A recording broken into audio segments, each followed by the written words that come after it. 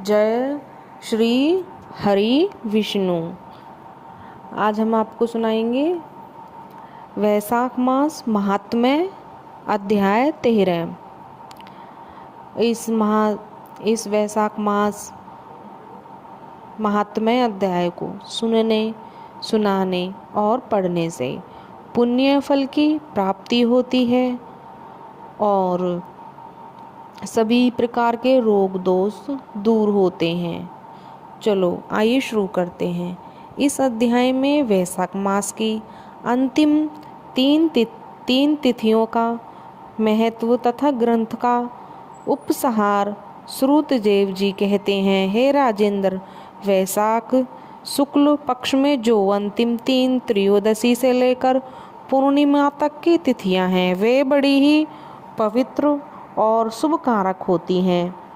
उनका नाम पुष्पकरणी है। वे सब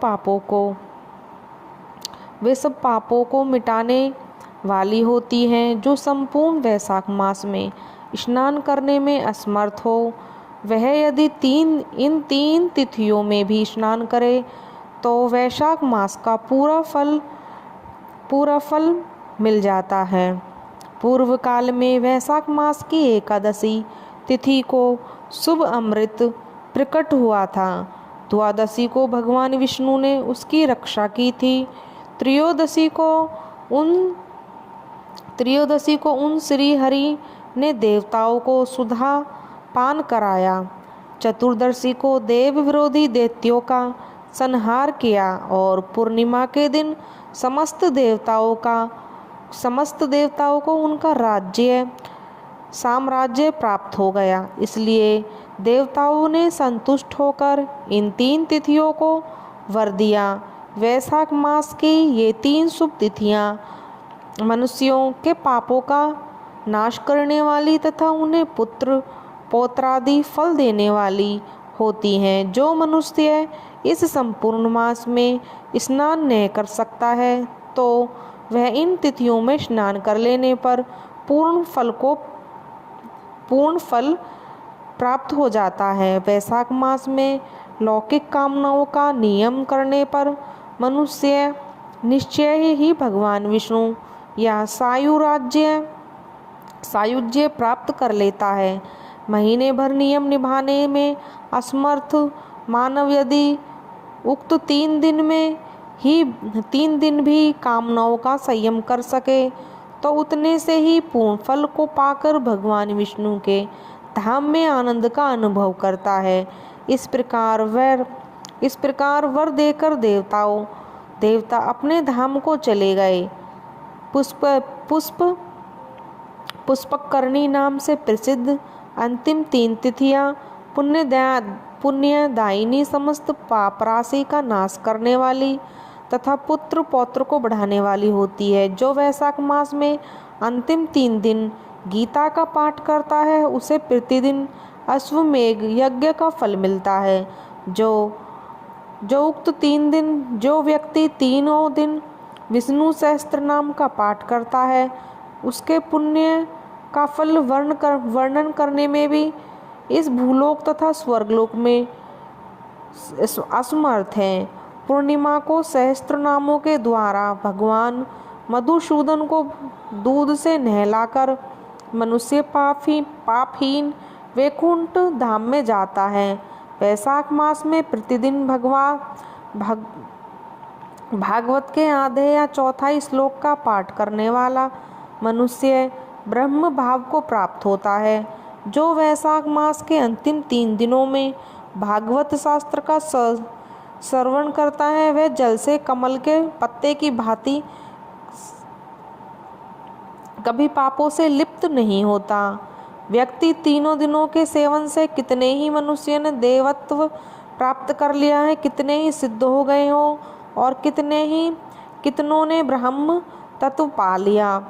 ब्रह्म ज्ञान से मुक्ति होती है अथवा प्रयाग में मृत्यु होने से या वैशाख मास में नियम पूर्वक प्रातःकाल जल में स्नान करने से मोक्ष की प्राप्ति होती है। इसलिए वैशाख के अंतिम 3 दिनों में स्नान, दान और भागवत पूजन आदि अवश्य करना चाहिए। वैशाख मास में उत्तम महात्म्य का पूरा वर्णन रोग शोक से रहित जगदीश्वर भगवान नारायण के सिवा दूसरा कौन कर सकता है। तुम भी वैशाख मास में दान आदि उत्तम कर्म अनुष्ठान करो, इससे निश्चय ही तुम्हें भोग और मोक्ष की प्राप्ति होगी, भोग और मोक्ष की प्राप्ति होगी। इस प्रकार मिथिलापति जनक को उपदेश देकर श्रुतदेव जी ने उनकी अनुमति ले वहां से जाने का विचार किया। तब राजसी जनक ने अपने अभ्युदय के लिए उत्तम उत्सव कराया और श्रुतदेव जी को पालकी पर बिठाकर विदा किया। वस्त्र आभूषण और गोभूमि तिल और स्वर्ण आदि से उनकी पूजा और वंदना करके राजा ने उनकी परिक्रमा की। तत्पश्चात उनसे विदा हो महातेजस्वी एवं परम यशस्वी श्रुतदेव जी संतुष्ट हो प्रसन्नता पूर्वक वहां से अपने स्थान को गए। राजा ने वैशक धर्म का पालन करके मोक्ष प्राप्त किया। नारद जी कहते हैं, अम्बरीश, यह उत्तम उपाख्यान मैंने तुम्हें सुनाया है, जो कि सब पापों का नाशक तथा संपूर्ण संपत्तियों को देने वाला है। इससे मनुष्य भुक्ति मुक्ति ज्ञान एवं मोक्ष पाता है, मोक्ष को प्राप्त होता है। नारद जी का यह वचन सुनकर महायशस्वी राजा अम्बरीश मन ही मन बहुत प्रसन्न हुए। उन्हें ब्रह्म जगत के व्यापारों से निवृत्त होकर मुनि को साष्टांग प्रणाम किया और संपूर्ण वैभव से उनकी पूजा की। तत्पश्चात उनसे विदा लेकर देवऋषि नारद जी दूसरे लोक में चले गए, क्योंकि दक्ष प्रजापति के श्राप से वह एक स्थान पर नहीं ठहर सकते। राजसी अम्बरीश भी नारद जी के बताए हुए सब धर्मों का अनुष्ठान करके निर्गुण पर ब्रह्म परमात्मा में विलीन हो गए। जो इस पापनाशक एवं पुण्यवर्धक उपाख्यान को सुनता है अथवा पढ़ता है, वह परम गति को प्राप्त होता है। जिनके घर में यह लिखी हुई पुस्तक रहती है, उनके हाथ में मुक्ति आ जाती है। फिर जो सदा इसके श्रवण में मन लगाते हैं, उनके लिए तो कहना ही क्या है। जय श्री हरि विष्णु। यह 13वां अध्याय यहीं समाप्त।